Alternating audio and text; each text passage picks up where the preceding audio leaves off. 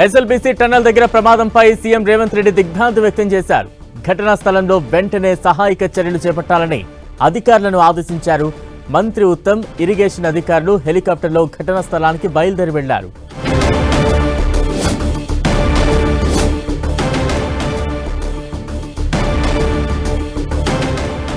SLBC tunnel దగ్గర ప్రమాదంపై ముఖ్యమంత్రి రేవంత్ రెడ్డి దిగ్భ్రాంతి వ్యక్తం చేశారు. ఘటనా స్థలంలో వెంటనే సహాయక చర్యలు చేపట్టాలని అధికారులను ఆదేశించారు.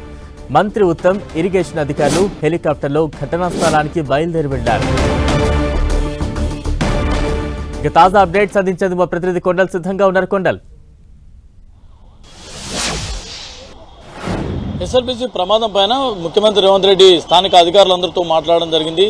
దిగ్భ్రాంతిని వ్యక్తం చేశారు. ఆ ప్రమాదానికి ఆరా తీశారు. మొత్తానికి జిల్లా ఎస్పీ, కలెక్టర్, అదేవిధంగా ఇరిగేషన్ అధికారులతో ఆయన నేరుగా మాట్లాడారు. తక్షణమే క్షతగాత్రులకు మెరుగైన వైద్యం అందించేందుకు అన్ని చర్యలు తీసుకోవాలని చెప్పి వారికి ఆదేశించడం జరిగింది. ఇప్పుడే ఉటావుటిన మంత్రి, ఇరిగేషన్ శాఖ మంత్రి ఉత్తమ్ కుమార్ రెడ్డి ఇక్కడ నుంచి ప్రత్యేక హెలికాప్టర్లో టన్నెల్ దగ్గరికి బయలుదేరి వెళ్ళడం జరిగింది. మొత్తం చూసుకుంటే ఈ ప్రమాద ఘటన అన్నది అధికారులందరూ అప్రమత్తంగా ఉండాలని చెప్పి ఆదేశించడంతో పాటు ఎక్కడ కూడా క్షతగాత్రులకు నష్టం జరగకుండా చూడాలి, క్షతగాత్రులకు మెరుగైన వైద్యం అందించేందుకు ఎలాంటి చర్యలైనా తీసుకోవాలని చెప్పి ఆయన సీఎం రేవంత్ రెడ్డి అధికారులకు స్పష్టమైన ఆదేశాలు జారీ చేశారు. స్థానికంగా జిల్లా మంత్రి జూపల్లి ఇప్పటికే అక్కడికి బయలుదేరి వెళ్లారు.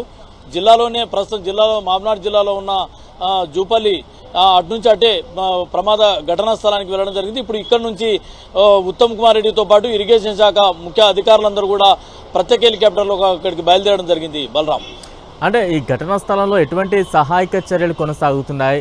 ఎటువంటి ప్రత్యేక బృందాలను ఇంకా సిద్ధం చేస్తూ ఉన్నారు? ఎంతమంది ఇంకా చిక్కుకున్నట్టుగా సమాచారం అందుతోంది? దాదాపు 5 నుంచి 6 మంది అని అంటున్నారు. ఇంకా దానిపైన కొంత క్లారిటీ రావాల్సిన అవసరం ఉంది. ఎందుకంటే పై కప్పు కూలిపోయిన సందర్భం ఇక్కడ ఉన్నందుతో ఎంతమంది కార్మికులు ఉన్నారు లోపల అన్నది కొంత స్పష్టత రావాల్సింది. దీనికి సహాయక చర్యలు మాత్రం ఎక్కడ కూడా అలసత్వం వహించవద్దని చెప్పి అధికారులకు స్పష్టమైన ఆదేశాలు జారీ చేశారు. ఫైరే అనుకో, పోలీసే అనుకోండి, హైడ్రా అనుకోండి, ఈ డిజాస్టర్కి సంబంధించిన సేవలు అందించే అన్ని వింగ్స్ కూడా అలర్ట్గా అక్కడ పనిచేయాలి. ఎక్కడ కూడా క్షతగాత్రులకు ఇబ్బందులు లేకుండా వారిని తక్షణం రక్షించే చర్యలు చేపట్టాలని చెప్పి ఆదేశాలు జారీ చేశారు.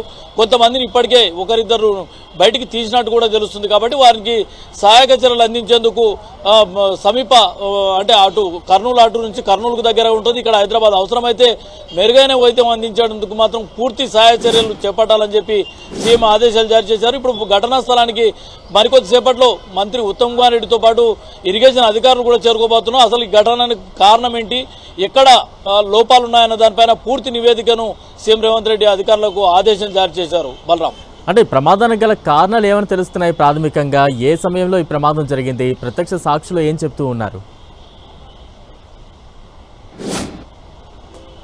ఉదయం 8:30 తర్వాత ఈ ఘటన జరిగిందని చెప్పి మనకు ప్రస్తుతానికి అందుతున్న సమాచారం. ఇంకా దీనిపైన పూర్తిగా స్పష్టత రావాల్సింది. ఎందుకంటే స్థానికంగా ఉన్న సమాచారం మేరకు 8:30 తర్వాత 8:30-9 ఆ ప్రాంతంలో ఈ ఘటన జరిగింది. దీనిపై కొంత మేల్కోవడం, అప్పటికప్పుడు స్థానికంగా ఉన్న అధికారులు, ఇరిగేషన్ అధికారులు అనుకోండి, వారందరూ కూడా సహాయక చర్యలు అయితే చేపట్టారు. పూర్తిగా పైకప్పు కూలిపోయిన నేపథ్యంలో దీని సహాయక చర్యలు కూడా కొంత క్లిష్టతరంగానే ఉన్నాయని చెప్పుకోవచ్చు. ఎందుకంటే అప్పటికప్పుడు అక్కడికి ఆ ప్లేస్కు టన్నెల్ ఉన్న ఘటన జరిగిన ప్లేసు పూర్తిగా శ్రీశైలం పైన ఉంటుంది. కాబట్టి దీనికి సంబంధించి అక్కడికి సహాయక చర్యలు అందించేందుకు వెళ్లాల్సిన సిబ్బంది కూడా కొంత టైం తీసుకునే అవకాశం ఉంటుంది. ఏదేమైనప్పటికీ కూడా పూర్తి స్థాయిలో అంటే భారీ ప్రమాదం జరగకుండా, ప్రాణనష్టం జరగకుండా అయితే తక్షణ చర్యలు చేపట్టాలని చెప్పి ప్రభుత్వాన్ని అధికారులకు ఆదేశాలు జారీ చేశారు. ఇక ఘటనకు సంబంధించి పైకప్పు కూలడానికి కారణాలు ఏంటి అన్నది అది టెక్నికల్గా రిపోర్ట్ తీసుకునే పనిలో ఉన్న టెక్నికల్గా అధికారులు, జిల్లా యంత్రాంగం అనుకోండి, ఇరిగేషన్ సంబంధించిన అధికారులు అనుకోండి, ఆ రిపోర్ట్ను ప్రభుత్వానికి అందివ్వాలని చెప్పి కూడా ఆదేశాలు జారీ చేశారు. ప్రస్తుతానికైతే తక్షణ సహాయక చర్యలపైన పూర్తి కాన్సన్ట్రేషన్ అధికారులు చేయాలని చెప్పి సీఎం వారికి ఆదేశాలు జారీ చేశారు. బలరాం, అంటే ఇప్పటికే 3 కార్మికులు రక్షించారు సిబ్బంది. వారి ఆరోగ్య పరిస్థితి ఏ రకంగా ఉంది? ఎటువంటి వైద్యం అందుతోంది?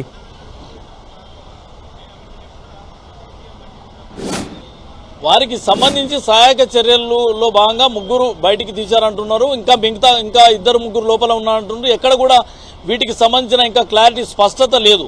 ఏదేమైనప్పుడు కూడా కార్మికులైతే లోపల ఉండే అవకాశం ఉంటుంది కాబట్టి వారిని రక్షించే చర్యలన్నది ప్రధానంగా ఫస్ట్ టార్గెట్గా చేసుకోవాలని చెప్పి అధికారులకు ఆదేశాలు జారీ చేశారు. ఇక వారి ఆరోగ్యాలకు సంబంధించి వారి చికిత్సకు సంబంధించి ఎక్కడ వెనకాడాల్సిన అవసరం లేదు. మెరుగైన వైద్యం కోసం ఎక్కడికైనా పంపించి వాళ్ళకు తక్షణ మెరుగైన చికిత్స అందించే విధంగా చర్యలు తీసుకోవాలని చెప్పి అధికారులను ఆదేశించడం జరిగింది. ఇక ఇద్దరు మంత్రులు జిల్లా మంత్రి జూపల్లి కృష్ణారావు అక్కడికి బయలుదేరి వెళ్లారు. మరి కాసేపట్లో అక్కడికి చేరుకోబోతున్నారు. ఇక ప్రస్తుతం హైదరాబాద్ లో ఉన్న ఉత్తమ్ కుమార్ రెడ్డి కూడా ఇక్కడ నుంచి ఉటావుటిన ప్రత్యేక హెలికాప్టర్లు అక్కడికి వెళ్లారు. కాబట్టి ఇక సహాయక చర్యలు ఎప్పటికప్పుడు మానిటరింగ్ చేసేందుకు అధికారులకు అయితే స్పష్టమైన ఆదేశాలు జారీ చేయడం జరిగింది. ఇక డిజాస్టర్ మేనేజ్మెంట్ సిబ్బంది అనుకోండి, ఫైర్ సేఫ్టీ అధికారులు అనుకోండి, పోలీసులు అనుకోండి, ఇరిగేషన్ సంబంధించిన సిబ్బంది అనుకోండి, ఈ అన్ని వింగ్స్ కు సంబంధించిన అధికారులందరూ కూడా అక్కడ సహాయక చర్యల్లో పాల్గొనాలని చెప్పి ఆదేశాలు జారీ చేసిన పరిస్థితి ఉంది. Balaram. Right, thank you Kondal.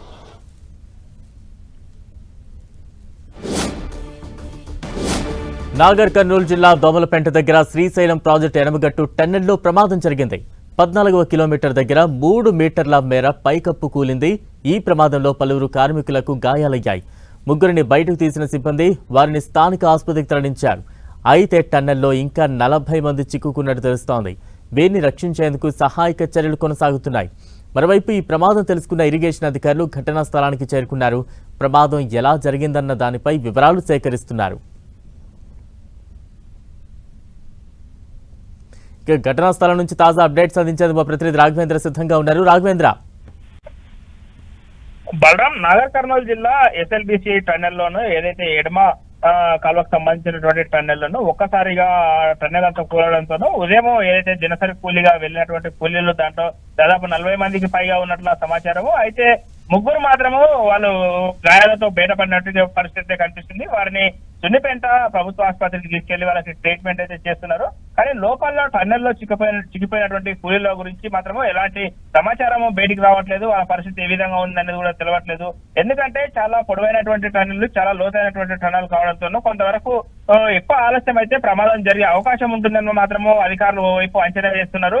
అయితే ఆ టన్నెల్లో చిక్కుకున్నటువంటి వారిని బయటికి సురక్షితంగా తీసుకురావడం కోసము ఇరిగేషన్ శాఖ అధికారులు అయితే ఏర్పాట్లు ముమ్మరంగా చేస్తున్నట్టు కూడా తెలుస్తుంది.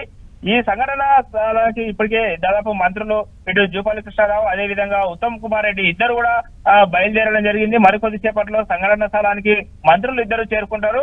వాళ్ళిద్దరు చేరుకున్న తర్వాత అక్కడ ఇరిగేషన్ శాఖ అధికారులతో కలిసి ప్రాజెక్టు లోపలికి వెళ్లి ఎస్ఎల్బిసి టన్నెల్ ను పూర్తి స్థాయిలో పరిశీలించి సంఘటన స్థలానికి ఏ విధంగా గల కారణాలు ఏంటనే దాని పైన కూడా అధికారులతో మాట్లాడే అవకాశం ఉంటుందని కూడా చెప్పవచ్చు. అంటే ఘటనా స్థలంలో ఎటువంటి సహాయక చర్యలు కొనసాగుతున్నాయి? లోపల ఎంతమంది చిక్కుకున్నట్టు తెలుస్తోంది? అయితే దాదాపు సహాయక చర్యలు అయితే చేపట్టడం జరిగింది. ఇరిగేషన్ శాఖ అధికారులు, రెస్క్యూ టీం కూడా లోపలికి వెళ్ళడం జరిగింది.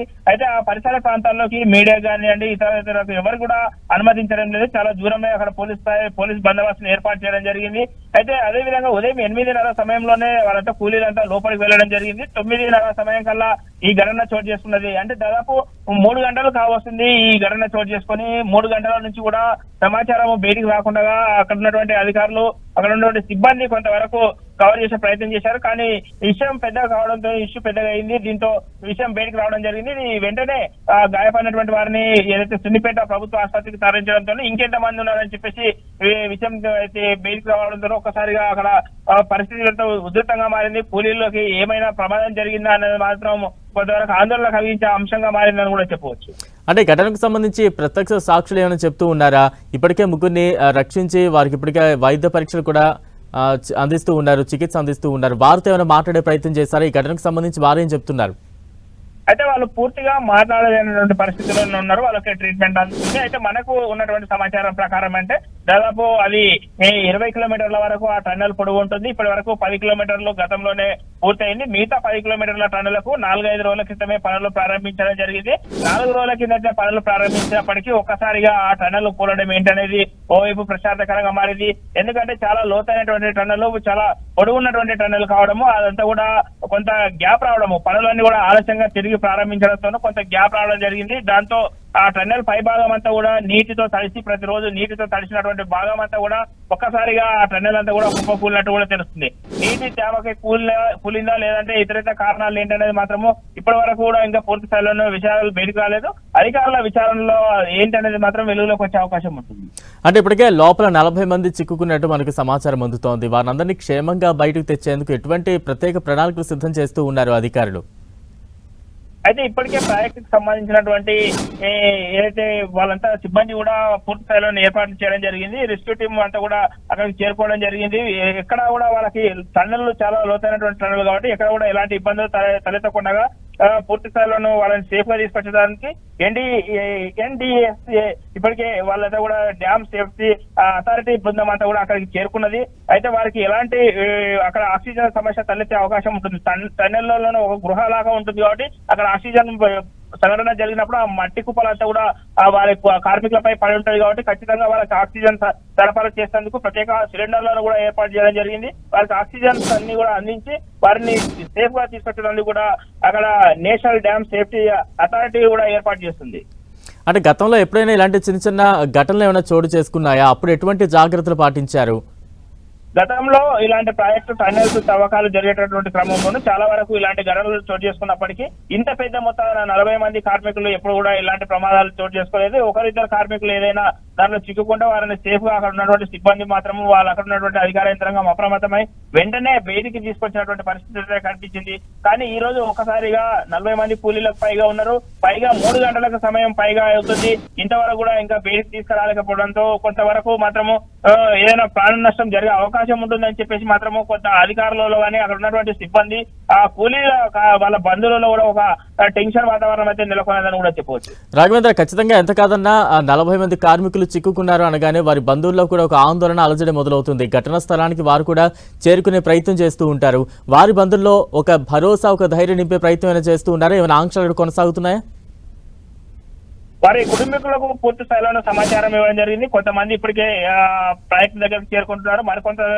కొంతమంది కార్మికుల బంధువులకు కొంత సమయం పట్టొచ్చు రావడానికి. కానీ అక్కడికి మంత్రులు వచ్చిన తర్వాత మంత్రులు అంతా ప్రాజెక్టు అంతా సందర్శించిన తర్వాత అక్కడ జరిగినటువంటి ప్రమాదం పైన పూర్తి స్థాయిలో అధికారులతో అక్కడ ఎంక్వైరీ జరిగిన తర్వాత ఎలా జరిగింది దానిపైన విచారణ జరుపుతారు. తదనంతరం వాళ్ళ కుటుంబాలకు భరోసా కల్పించే విధంగా మంత్రులు మాట్లాడే అవకాశం ఉంటుంది. మంత్రులు మాత్రం ఇప్పటికే పూర్తి స్థాయిలోనూ ఎక్కడ కూడా సమస్యలు తలెత్తకుండా అధికార యంత్రాంగాన్ని అప్రమత్తం చేసింది. ఒక మంత్రులు వచ్చిన తర్వాత అక్కడ పరిస్థితి అంతా పరిశీలించిన తర్వాత కుటుంబ సభ్యులతో కూడా మాట్లాడే అవకాశం ఉంటుంది. వారి కుటుంబ సభ్యులకు పూర్తి స్థాయిలో భరోసా కల్పిస్తారు. కార్మికులకు ఎలాంటి నష్టం జరగకుండా వారిని సేఫ్ గా బయటికి తీసుకొస్తామనే భరోసా అయితే కల్పించేటువంటి ప్రయత్నం అయితే చేసే అవకాశం ఉందని కూడా చెప్పవచ్చు. రాఘవేంద్ర, అంటే ఇప్పటికే మంత్రులు అక్కడికి చేరుకునే ప్రయత్నం చేస్తూ ఉన్నారు. ఎంతసేపట్లో ఘటనా స్థలానికి చేరుకునే అవకాశం ఉంది? మంత్రులు వచ్చిన తర్వాత అక్కడ సహాయక చర్యలు ఇంకా ఎంత స్పీడప్ చేసే అవకాశాలు ఉంటాయి? ఇంకా ఎటువంటి ప్రత్యేక బృందాలను అక్కడికి రంగంలోకి దింపే ఛాన్సెస్ కనిపిస్తూ ఉన్నాయి? మంత్రి ఉత్తమ్ కుమార్ రెడ్డితో పాటు జూపల్లి కృష్ణారావు ఇద్దరు కూడా ప్రత్యేక హెలికాప్టర్స్ విషయం తెలిసిన వెంటనే సంఘటన స్థలానికి సంబంధించి విషయం తెలిసిన వెంటనే వాళ్ళు ప్రత్యేక హెలికాప్టర్ తీసుకొని బయలుదేరడం కూడా జరిగింది. మరో దాదాపు 30-40 నిమిషాల్లోనూ సంఘటన స్థలానికి చేరుకుంటారు. సంఘటన స్థలానికి చేరుకున్న తర్వాత అక్కడ నుంచి ప్రాజెక్టులోకి వెళ్ళడం జరుగుతుంది. ప్రాజెక్టు లోపల పూర్తి స్థాయిలోనూ ఎడమ కాలకు సంబంధించినటువంటి టన్నెల్ ను అంతా పరిశీలిస్తారు. పరిశీలించిన తర్వాత ఇరిగేషన్ శాఖ అధికారులతో అక్కడ ఉన్నటువంటి నిపుణుల బృందంతో కూడా మాట్లాడి అక్కడ ఉన్నటువంటి పరిస్థితులు అయితే పూర్తి స్థాయిలోనూ చక్కదిద్దే ప్రయత్నం చేస్తారు. అదే విధంగా అదనపు బలగాలు అక్కడ రెస్క్యూ టీమ్ కు మరింత సహాయక చర్యలు అందించేందుకు కూడా ప్రత్యేకమైనటువంటి ఏర్పాట్ల విషయానికి ఇప్పటికే అధికారులతో మాట్లాడడం కూడా జరిగింది. మంత్రులు ఎంత ఖర్చు అయినా పర్లేదు అక్కడ ఉన్నటువంటి వారికి పూర్తి స్థాయిలో మెరుగైన వైద్యం అందించాలి గాయపడిన వారికి అని చెప్పేసి చెప్పడం జరుగుతుంది. Right, thank you Raghavendra.